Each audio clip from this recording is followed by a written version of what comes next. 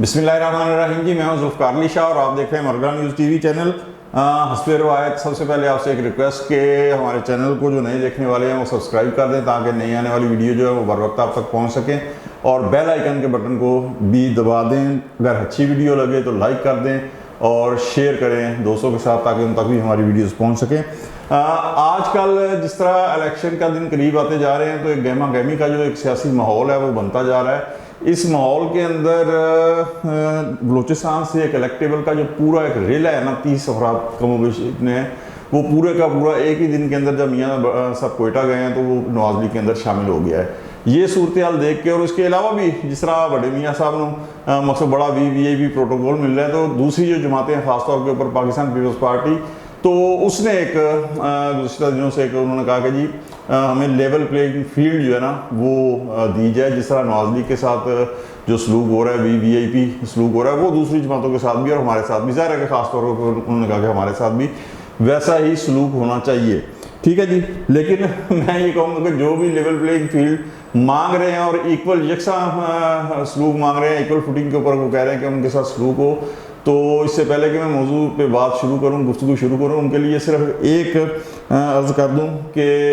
तेरे इश्क की इंतहा चाहता हूं, मेरी सादगी देख के मैं क्या चाहता हूं कि पाकिस्तान की तारीख के अंदर जब भी इलेक्शन हुए हैं तो जाहिर है कि लाडला तो एक ही बनता है ना जी। सारे अगर लाडले बन जाए तो वो फिर किस किस को इक़्तिदार दिलाएंगे। हाँ, वो एक जूनियर पार्टनर के तौर के ऊपर अगर आप जो साथ जुड़ जाते हैं, वो भी जिस तरह कहते हैं ना कि पारस पत्थर को जो छू ले तो वो भी सोने का बन जाता है। तो जो उनके साथ जूनियर पार्टनर के तौर के ऊपर लग जाते हैं, जाहिर है कि वो भी एक जूनियर लाडले जो है ना वो बन जाते हैं। तो अच्छा, इसके बाद तहरीक इंसाफ ने नहीं, सॉरी पाकिस्तान पीपल्स पार्टी ने नहीं, उसके बाद तहरीक इंसाफ के जनरल सेक्रेटरी जो उमर अयूब खान है, उन्होंने भी गुज़श्ता दिनों जो है सदर मुमलिकत आरिफ अलवी साहब को ख़त लिख कर कहा कि जी हमें भी इक्वल फुटिंग के ऊपर लेवल प्लेइंग फील्ड का मौका दिया जाए। हमें ना जलसे करने दिए जा रहे हैं, ना जुलूस करने दिए जा रहे हैं, और ना हमें वो मौके दिए जा रहे हैं जो कि इलेक्शन कंपेन या उसके करीब होते हैं। तो सदर मुल्क साहब ने उस ख़त को साथ अपना ख़त लिखा और वो जो निगरान प्राइम मिनिस्टर हैं केयर टेकर अनवारुल्लाह काकर साहब को भेज दिया। तो ये सारी चीज़ें हो रही हैं। ठीक है, नवाज लीग को इतना ज़रूर सोचना चाहिए कि अब से कुछ अर्सा पहले तक ज़्यादा दूर की बात नहीं है, वो खुद ये जो लेवल प्लेइंग फील्ड है, ये लफ्ज़ जो है, ये जो इस्तिलाह है, ये ईजाद ही, तख्लीक ही नवाज लीग की है। वो ये मुतालबा करती थी कि हमें इक्वल फुटिंग पे जो है वो मौके दिए जाए, लेवल प्लेइंग फील्ड का जो है वो मौका दिया जाए, लेकिन उसे नहीं मिल रहा था। तो आज अगर दूसरे यही मुतालबा कर रहे हैं, यही फरमाइश वो जो है मुक़्तदर अशराफिया से कर रहे हैं, तो इसमें कोई हैरत की बात नहीं होनी चाहिए। लेकिन यहाँ पे आपको एक चीज़ बताऊँ कि पाकिस्तान पीपल्स पार्टी का जहाँ तक तल्लक है, क्योंकि ज़ाहिर है दूसरी बड़ी पार्टी वही है, तहरीक इंसाफ भी है, लेकिन इस वक्त उसकी हालत जो है वो कुछ वजूह की बिना पर आप सब जानते हैं कि थोड़ी सी मुख्तलिफ है। तो पाकिस्तान पीपल्स पार्टी को तो शुरू दिन से ही, जिस तरह वो कह रहे हैं, वो बड़े दुरुस्त कह रहे हैं कि उन्हें शुरू दिन से ही इक्वल फुटिंग का मौका नहीं मिला, उन्हें यकसा जो है ना वो लेवल प्लेइंग फील्ड कभी मिली नहीं है। आप इस बात से अंदाज़ा करें कि जनरल ज़िया का 11 साल का मार्शल लॉ था और पाकिस्तान का सख्त तरीन मार्शल लॉ जनरल ज़िया का था। अयूब खान का भी गिना जाता है सख्त तरीन, क्योंकि उस ज़माने में तो ना मीडिया था, ना कुछ भी नहीं था, और जनरल ज़िया के ज़माने में भी कुछ नहीं था। लेकिन अयूब खान ने आते ही एबडो जैसे काले कानून के जरिए तहरीक पाकिस्तान की पूरी क़यादत को तो घरों में बिठा दिया नाअहल करार देकर, लेकिन उसके बाद फिर शांति थी। ठीक है, लेकिन जनरल ज़िया के दौर के अंदर तो आपको पता है कि फिर कोड़े, फांसियाँ और जेलें, ये वो सारा कुछ होता रहा। तो 11 साल तवील दौरे आमरीत के बाद जब जमहूरियत बहाल हुई है 1988 के अंदर, तो 1988 के इलेक्शन में आप ये देखें कि लेवल प्लेइंग फील्ड क्या मिली होगी पाकिस्तान पीपल्स पार्टी को कि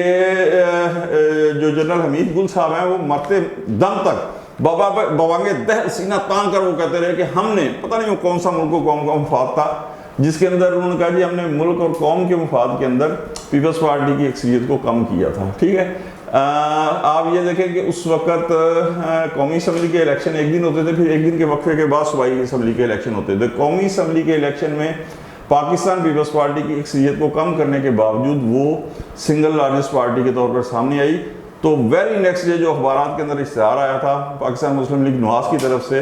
वो ये था, जाग पंजाबी जाग तेरी पग में लग गया दाग, और फिर पंजाब के अंदर सूबाई असम्बली के अंदर अक्सरियत नवाज लीग को मिल गई। ठीक है जी, 1990 का जो इलेक्शन है उसके अंदर अगर किसी को डिटेल मालूम करनी है तो अशरफ खान केस गूगल से सर्च करे, मेहरान बैंक स्कैंडल सर्च करे, उसके अंदर करोड़ों अरबों रुपए जो थे मुख्तलिफ सियासतदानों को बांटे गए। IGI जो बनी थी उस वक्त पाकिस्तान पीपल्स पार्टी के खिलाफ, और इफ्तिखार चौधरी जैसे जो चीफ जस्टिस से कट्टर जो पाकिस्तान पीपल्स पार्टी मुखालफ थे, उनके अंदर भी अशरफ खान केस में के उन्होंने रिमार्क्स दिए कि 1990 के जो इलेक्शन थे वो एक जुगलू इलेक्शन थे। खैर ये सिलसिला चलता रहा। तो 2008 के अंदर जब पाकिस्तान पीपल्स पार्टी आई है तो 2008 से लेकर 2013 तक पाकिस्तान पीपल्स पार्टी को तमाम लोग मानते हैं कि एक ट्राइका बन गई थी मियाँ मोहम्मद नवाज शरीफ साहब की, इफ्तिखार चौधरी साहब की और जनरल कियानी साहब की। चैन नहीं लेने दिया गया।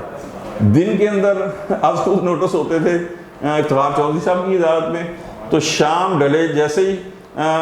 सूरज गुरूब होता था तो फिर मीडिया के ऊपर अदालतें लगनी शुरू हो जाती थी पाकिस्तान पीपल्स पार्टी के खिलाफ, और वहाँ से फैसले सादर होने शुरू हो जाते थे। और हर रोज़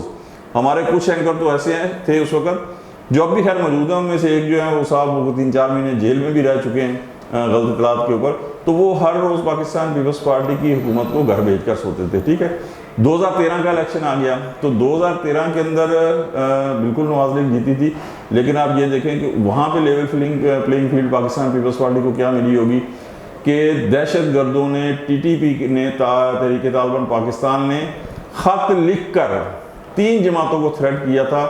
कि हम बिल्कुल अटैक करेंगे। एक पाकिस्तान पीपल्स पार्टी, ANP अवामी नेशनल पार्टी और मुतहदा कौमी मूवमेंट, और 3 जमातों को उन्होंने तहफ़्फ़ुज़ दिया था, पाकिस्तान मुस्लिम लीग नवाज, जमात इस्लामी और तहरीक इंसाफ। तो यहाँ पे जब ये ख़त लिखा जाए और फिर वाक़अतन 2013 की जो इलेक्शन मुहिम है वो एक किस्म की कहते हैं लहू लहू हुई कि खुदकश धमाके भी हुए, बहुत सारे जो सियासी वर्कर थे, रहनुमा थे, वो भी दहशतगर्दी की नज़र हुए। तो लेवल प्लेइंग फील्ड जो है वो किसी दौर के अंदर भी पाकिस्तान पीपल्स पार्टी को नहीं मिली। लेकिन अब एक सवाल ये है मुस्लिम लीग नवाज से या जो भी इस वक्त लाडले की मसलन पे है, मैं नहीं कहता क्योंकि पूरा मीडिया कह रहा है, आप सब लोग जानते हैं। सिर्फ एक सवाल है कि जिस तरीके से 2018 के अंदर आप तहरीक इंसाफ के ऊपर और इमरान खान के ऊपर एतराज़ करते हैं कि वो किस तरीके से मसलन इक़्तिदार तक पहुँचे, PM हाउस तक पहुँचे, तो अगर उसी रास्ते के ऊपर चलकर मुस्लिम लीग नवाज ने भी मसलन इक़्तिदार पर पहुँचना है, मियाँ नवाज शरीफ साहब ने भी वज़ारत उज़्मा की जो है मनसब पे फाइज होना है, तो फिर आप ये सिर्फ एक सवाल है कि अंजाम कार क्या पहले से मुख्तलिफ हो जाएगा। इसलिए गुजारिश इतनी है कि बिल्कुल आप सियासत करें, इक़्तिदार भी खेलें, लेकिन खुदा के लिए तारीख से भी कुछ सबक सीखें। आपका जो हल्का अहबाब है, आपके जो हलीफ हैं वो सियासतदान हैं, हर चीज़ करें, लेकिन कल तक PDM का